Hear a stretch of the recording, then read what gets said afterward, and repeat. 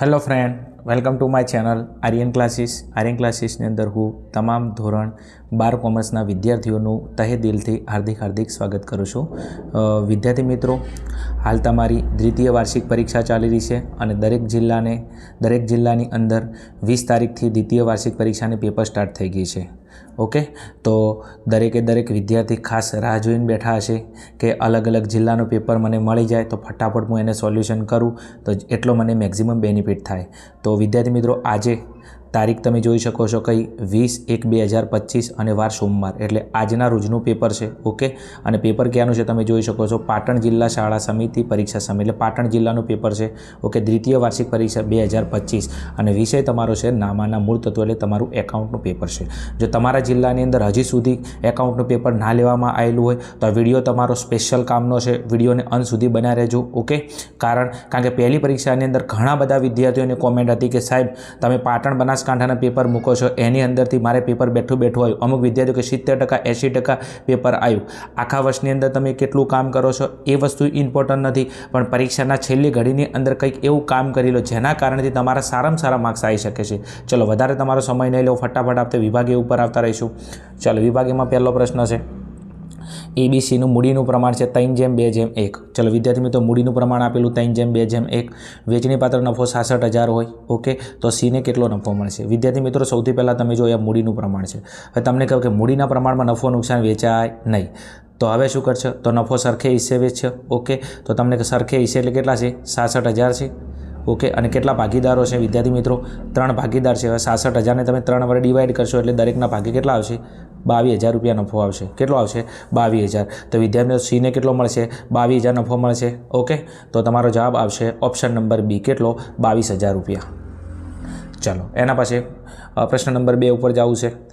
ભાગીદારના ચાલુ ખાતાની ઉધાર બાકીનું વ્યાજ પેઢી માટે શું છે? હવે ચાલુ ખાતાની તમે જો ઉધાર બાકીનું વ્યાજ અને પેઢી માટે છે. હવે ચાલુ ખાતાની ઉધાર બાકી એટલે ભાગીદાર પેઢીમાંથી પૈસા લઈ ગયો છે, તો ભાગીદાર પેઢીને વ્યાજ આલે તો પેઢી માટે શું ગણાય? આવક. તો તમારો ઓપ્શન નંબર સી આવશે, આવક. ચલો, એના પછી પ્રશ્ન નંબર 3 ઉપર જવું છે. પાઘડી એ કયા પ્રકારની મિલકત છે? ચવાઈ ગયેલો પ્રશ્ન, ડુંગળી બટાકા જેવો. ઓકે, તો પાઘડી તમારી કઈ મિલકત છે? અદ્રશ્ય મિલકત છે. ઓકે, જે ધંધામાં ઇજારાશાહી હોય. હવે સૌથી પહેલાં ઇજારાશાહી એટલે શું સમજવું પડશે આપણે. તો જ્યાં આગળ કોઈ એક જ ધંધો લઈને બેઠો હોય, એના હરીફાઈમાં બીજો કોઈ ધંધો ના હોય. હવે સીધી વાત છે, કોઈ એક જ વ્યક્તિ બજારમાં બેઠો હોય, ઇજારાશાહી હોય. ઓકે, તો સીધી વાત છે, બધા કસ્ટમર એની જોડે જાય તો યાર બધા કસ્ટમર એની જોડે જાય. ઓકે, તો બીજું એનું વેચાણ વચ્ચે નફો વચ્ચે તેની પાઘડી કેવી છે? વધુ હશે. ઓકે, ઇજારા છે, જેવી રીતના બીજેપીનો ઇજારો છે માર્કેટની અંદર. ઓકે, તો એની પાઘડી કેવી આવે? વધુ આવે. ઇજારાશાહી એટલે એક જ વ્યક્તિ ધંધો લઈને બેઠો હોય, એના અવેજીમાં બીજા ધંધા ના હોય, તો બધા કસ્ટમર સ્થિર ગ્રાહક વર્ગ આવે તો એની પાઘડી કેવી આવશે? વધુ આવશે. ચાલો હળો, પ્રશ્ન નંબર 5 ઉપર જવું છે. ભાગીદારી પેઢીનું પુનર્ગઠન થાય ત્યારે ખાલી જગ્યા બનાવવામાં આવે છે. આ ભાગીદારી પેઢીનું શું થાય છે વિદ્યાર્થી મિત્રો? પુનર્ગઠન થાય છે. ઓકે, ત્યારે શું બનાવવામાં આવે છે? તો વિદ્યાર્થી મિત્રો, તમે ઓપ્શન નંબર સીમાં તમારો જવાબ આવશે નફા નુકસાન હવાલા ખાતું. ઓકે, હવે બીજું એનું નામ છે પુનઃમૂલ્યાંકન ખાતું. હવે તમને ખબર છે કે પુનર્ગઠન થાય એટલે મિલકતો અને દેવાનું આપણે શું કરવું પડે? જૂની કિંમતેથી નવી કિંમતે દર્શાવવી પડે. ઓકે, તો તમારે એની અસર આપવા માટે નફા નુકસાન હવાલા ખાતું એટલે કે પુનઃમૂલ્યાંકન ખાતું બનાવવું પડે. ચલો, પ્રશ્ન નંબર 6 ઉપર જઈશું. પુનઃમૂલ્યાંકન ખાતાનો નફો કે નુકસાન? શું? પુનઃમૂલ્યાંકન ખાતાનો નફો કે નુકસાન ભાગીદારો વચ્ચે વેચવામાં આવે છે. કયા પ્રમાણમાં વેચવામાં આવે છે? તો વિદ્યાર્થી મિત્રો, પુનઃમૂલ્ય ખાતાનો નફો નુકસાન આવે. ઓકે, તમને ખબર છે કે પુનઃમૂલ્ય ખાતું બંધ કરે તો એનો નફો નુકસાન આપણે કયા પ્રમાણે વેચે? ઓપ્શન નંબર ડીમાં તમારો જવાબ છે નફા નુકસાનના જૂના પ્રમાણમાં. ઓકે, માલ મિલકત નિકાલ ખાતાનો નફો કે ઓકે, પુનઃમૂલ્યાંકન ખાતાનો નફો ઓકે, કોઈ પણ નફો આવે એ હંમેશા નફા નુકસાનના જૂના પ્રમાણમાં વેચવામાં આવશે. ચલો, પ્રશ્ન નંબર 7. ચલો, હિસાબી ધોરણ 26 મુજબ ખાલી જગ્યા પાઘડી ચોપડે દર્શાવી શકાય નહીં. તો હિસાબી ધોરણ 26 મુજબ કઈ પાઘડી ધંધાના ચોપડે દર્શાવી ન શકાય? તો ઓપ્શન નંબર બીમાં તમારો જવાબ છે સ્વમૂલ્યાંકન દ્વારા આંકવામાં આવેલી પાઘડી. સ્વમૂલ્યાંકન દ્વારા એટલે ભાગીદારોએ જાતે એમની રીતે પાઘડી ઊભી કરેલી છે, તો હિસાબી ધોરણ 26 મુજબ એને ચોપડે દર્શાવી શકાય નહીં. ચલો, પ્રશ્ન નંબર 8 ઉપર જવું છે.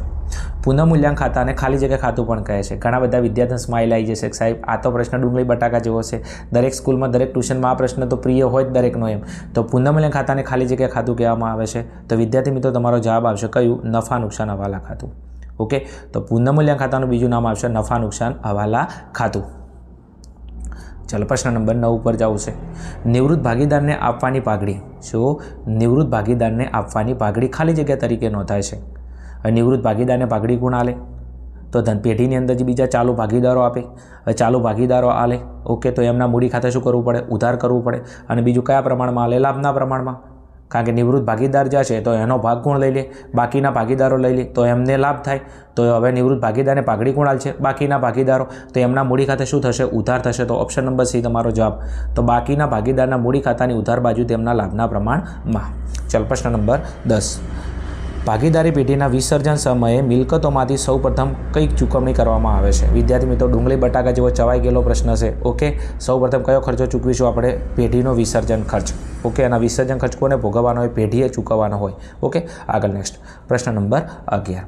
માલ મિલકત નિકાલ ખાતાને ખાલી જગ્યા ખાતા તરીકે પણ ઓળખવા. ફરી પાછો પ્રિય પ્રશ્ન તમારો. ઓકે, કે માલ મિલકત ખાતાનું બીજું નામ છે. તો વિદ્યાર્થી મિત્રો ઓપ્શન નંબર ડીમાં તમારો જવાબ આવશે સંપાદન ખાતું. કયું ખાતું?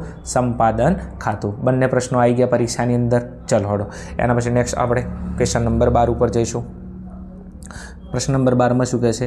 કંપની તેના શેરની મૂળ કિંમતના વધુમાં વધુ કેટલા ટકા પ્રીમિયમથી બહાર પાડી શકશે? હવે કંપની શેર બહાર પાડે તો મૂળ કિંમતના કેટલા ટકા પ્રીમિયમથી બહાર પાડી શકે? તો ઓપ્શનમાં છે 10%, 100%, 25%, કોઈ મર્યાદા નહીં. તો વિદ્યાર્થી મિત્રો તમારો જવાબ આવશે કોઈ મર્યાદા નથી.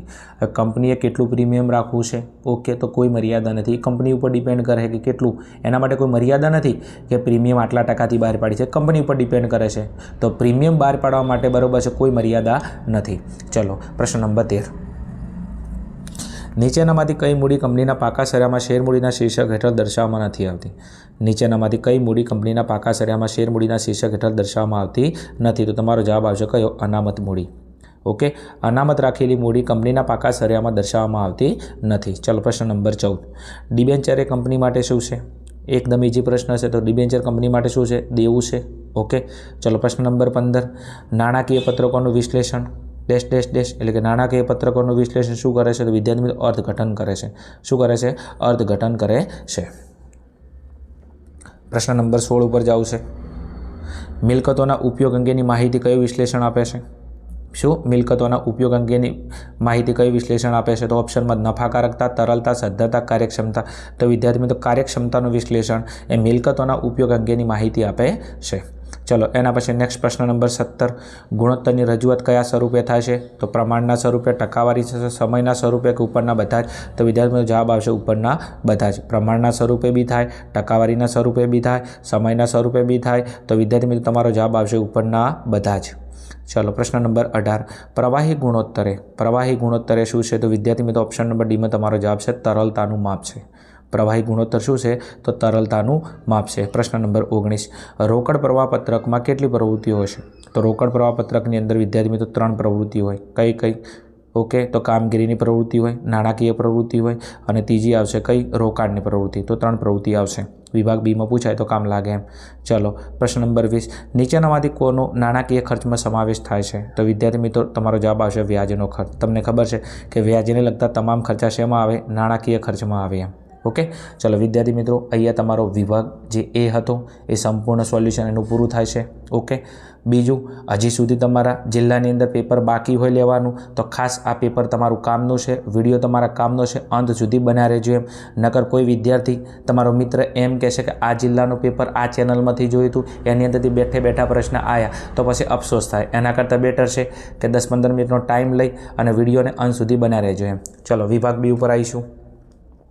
ચલો વિભાગ બીની અંદર પ્રશ્ન નંબર 21 શરૂઆત થાય છે. 21 થી 30 તમને ખબર છે ટોટલ તમને કેટલા પ્રશ્નો છે? 10 પ્રશ્નો છે અને દરેકના તમારે એક વાક્યમાં જવાબ આપવાના છે. દરેકનો છે 1 ગુણ. એમાં પ્રશ્ન નંબર 21 છે પાઘડી એટલે શું? વિદ્યાર્થી મિત્રો અહીંયા લખતો નથી, હું તમને મૌખિક સમજાવી દઉં છું એમ. ઓકે, કારણ કે તમે 12માના વિદ્યાર્થી છો. ઓકે, સાંભળજો તો બી તમને ખબર પડશે. પાઘડી એટલે શું? તો ધંધાની પ્રતિષ્ઠા મૂલ્ય દર્શાવતી અદ્રશ્ય મિલકતને પાઘડી કહેવામાં આવે છે. ચલો પ્રશ્ન નંબર 22. ભાગીદારી પેઢીનું પુનર્ગઠન એટલે શું? તો જુદા જુદા કારણોસર ભાગીદારી પેઢીમાં થતા ફેરફારોને ભાગીદારી પેઢીનું પુનર્ગઠન કહેવામાં આવે છે. પ્રશ્ન નંબર 23ની અંદર શું કહે છે? ભાગીદારની નિવૃત્તિના સંજોગો જણાવો. તો વિદ્યાર્થી મિત્રો ભાગીદારની નિવૃત્તિના 2 સંજોગો છે. તો પહેલાં લખશો કે ભાગીદારની નિવૃત્તિના 2 સંજોગો છે.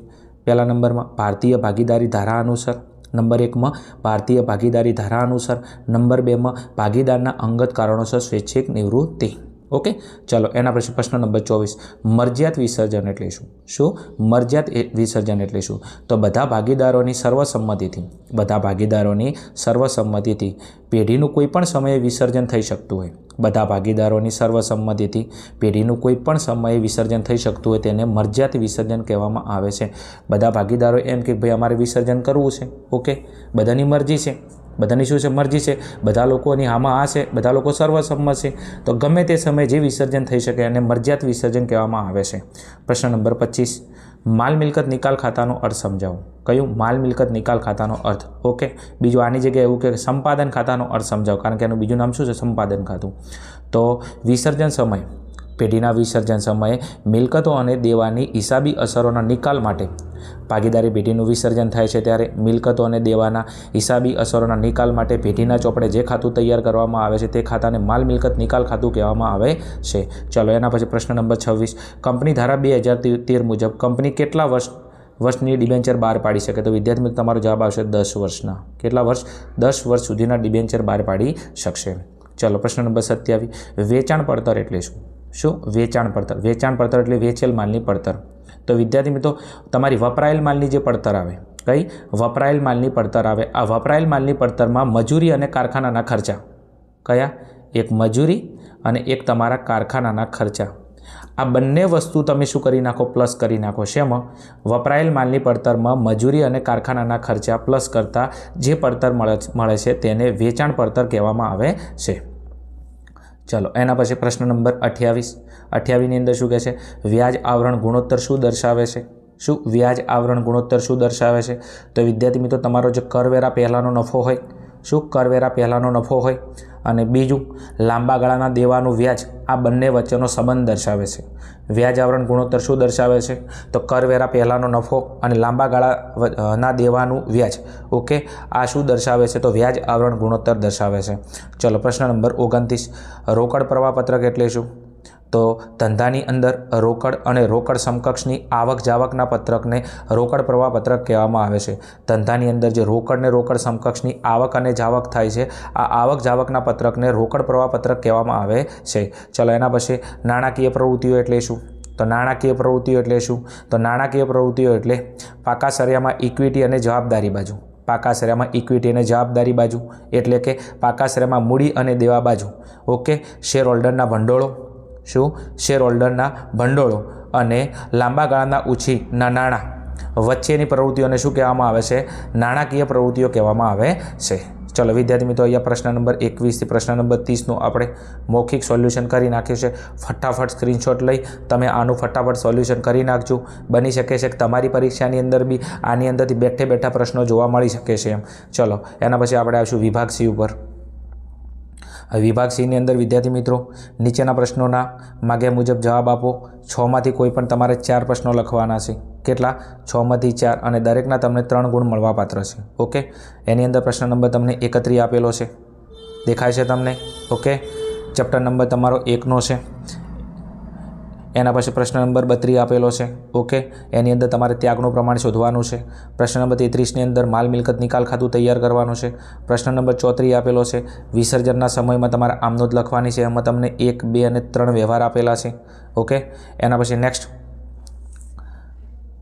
પ્રશ્ન નંબર તમને આપવામાં આવેલો છે 35ની અંદર વિદ્યાર્થી મિત્રો તમારે બીજા ભાગનું ચેપ્ટર નંબર 2, ઓકે, ડિબેન્ચરના હિસાબો, એના તમને 2 દાખલા આપવામાં આવેલા છે, અને આ બંને દાખલાની તમારે શું લખવાની છે? આમનોંધ લખવાની છે. ઓકે, ફટાફટ તમે આના સ્ક્રીનશોટ લેવા હોય તો લઈ શકો છો એમ. કોઈ પણ તમારે 6માંથી 4 પ્રશ્નો વિભાગ સીની અંદર લખવાના રહેશે. દરેકના તમને 3 ગુણ મળવાપાત્ર છે. ચલો એના પછી આપણે આવીશું વિભાગ ડીની અંદર. વિભાગ ડીની અંદર નીચેના પ્રશ્નોના માગ્યા મુજબ જવાબ આલો. ઓકે, કોઈ પણ 3 પ્રશ્નો અને દરેકના 4 ગુણ મળવાપાત્ર છે, અને 12 ગુણનો તમારો વિભાગ છે, એટલે તમારે 3 પ્રશ્નો લખવાના છે. ઓકે, અને એની અંદર પ્રશ્ન નંબર તમને 37 કીધેલું છે, અને 37 તમારે શું કરવાનું છે? ભારિત સરેરાશ નફા અને મૂડીકૃત કર પદ્ધતિ અનુસાર પાઘડી નક્કી કરવાની છે. એટલે તમારો પાઘડીનો પ્રશ્ન છે. અને કઈ પદ્ધતિ છે? ભારિત સરેરાશ નફા અને મૂડીકૃત કરવાની પદ્ધતિ અનુસાર. થોડો હાર્ડ પડી શકે છે, કારણ કે મૂડીકૃત નફાની પદ્ધતિ છે. ઓકે, પણ તમે પ્રેક્ટિસ કરેલી છે, માનું છું તમે હોશિયાર છો એટલે તમને પ્રશ્ન આવડતો હશે. ચલો એના પછી પ્રશ્ન નંબર 35ની અંદર ફરી પાછો તમને અહીંયા પાઘડીનો પ્રશ્ન છે. ઓકે, અને તમારે કઈ પદ્ધતિનો ઉપયોગ કરવાનો છે? અધિક નફાની 2 વર્ષની ખરીદીના આધારે અધિક નફાની પદ્ધતિ છે. ઓકે, તમને અલગ અલગ અહીંયા માહિતી આપેલી છે, જોઈ શકો છો. ઓકે, આના આધારે તમારે ફરી પાછો પાઘડીનો પ્રશ્ન છે. મારું એવું માનવું છે કે તમે પ્રશ્ન નંબર કયો પ્રશ્ન નંબર જે 37 અને 38 આ બંને ગણી નાખો તો મારી દૃષ્ટિએ બંને પ્રશ્નો બેસ્ટ રહેશે. કારણ કે પાઘડીના દાખલા છે, દરેક વિદ્યાર્થીને આ વસ્તુ આવડતી હશે એમ. ચલો એના પછી પ્રશ્ન નંબર 39 તમને કીધું છે કે તુલનાત્મક નફા નુકસાનનું પત્રક તૈયાર કરો. કયું?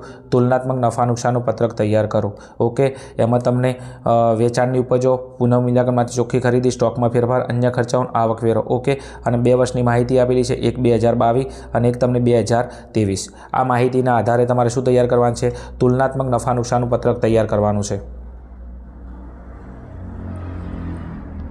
ચાલો એના પર પ્રશ્ન નંબર 40ની અંદર તમને કીધું છે સ્ટોકનો ઉઠલો.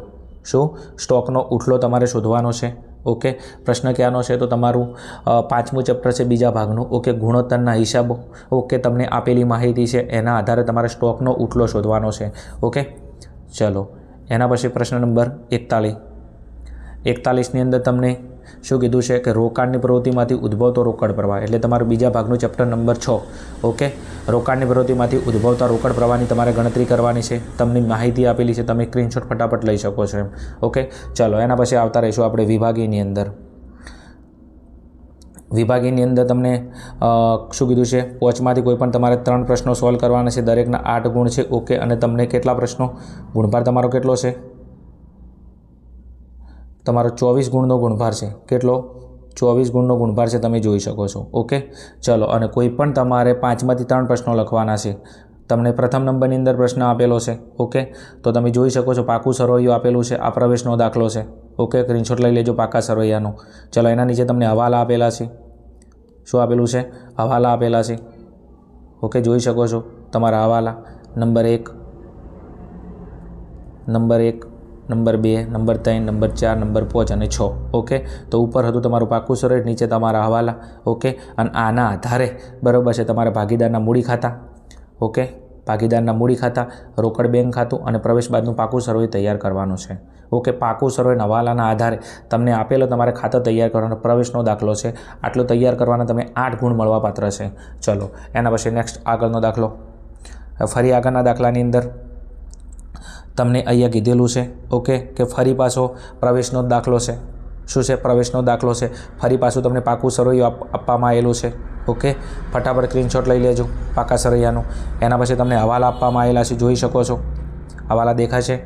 નંબર 1 હવાલાની અંદર number 1, number 2, number 3, number 4, number 5 અને 6. ઓકે, એટલે તમને ફરી પાછા 6 હવાલા આપવામાં આવેલા છે. એટલે પાકું સરવૈયું 6 હવાલાના આધારે તમારે ફરી પાછા ઓકે પ્રવેશનો દાખલો ગણવાનો રહેશે. ઓકે, ચલો એના પછી પ્રશ્ન નંબર 44. પ્રશ્ન નંબર 44 એટલે વિદ્યાર્થી મિત્રો આ તમારી નિવૃત્તિનો દાખલો છે. ઓકે, ફરી તમને પાકું સરવૈયું આપવામાં આવેલું છે. ઓકે, સ્ક્રીનશોટ તમે લઈ શકો છો. વિડીયો લોંગ થાય એટલા માટે વિદ્યાર્થી મિત્રો સમજાવતો નથી. ઓકે, તમે આખું વર્ષ મહેનત કરી, તમને આવડતા જશે. હવાલા જોઈ શકો છો.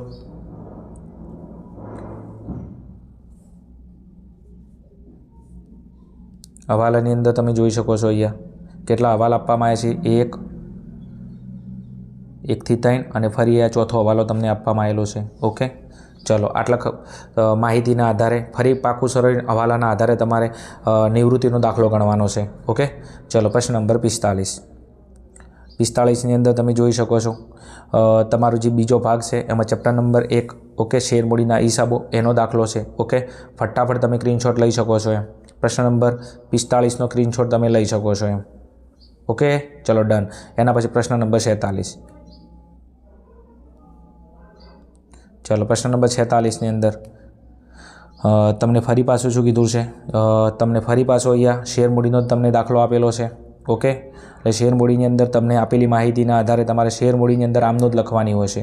બંને દાખલા પ્રશ્ન નંબર 45, 46 બંને શેરમૂડીના દાખલા છે. ઓકે, બંનેમાં તમારે આમનોંધ લખવાની હોય છે. ઓકે, તમે પ્રેક્ટિસ કરી છે 100%. તમે હોશિયાર વિદ્યાર્થી તો તમને આવડતું છે. ચલો એના પછી આપણે આવતા રહીશું વિભાગ Fની અંદર. ચલો વિભાગ એફની અંદર તમને ખબર છે કે 2 દાખલા આવે છે 11 ગુણના. એક છે ભાગીદારીના વાર્ષિક હિસાબો અને બીજો છે કંપનીના વાર્ષિક હિસાબો. ઓકે, માં પહેલો દાખલો છે ભાગીદારીના વાર્ષિક હિસાબો. ઓકે, તો તમને પુષ્પા અને પારેખની ભાગીદારી પેઢીનું કાચું સરવૈયું આપેલું છે, એના આધારે વાર્ષિક હિસાબો તૈયાર કરવા છે. ઓકે, પુષ્પા ઝૂકેગા નહીં. મજા આવી છે નહીં?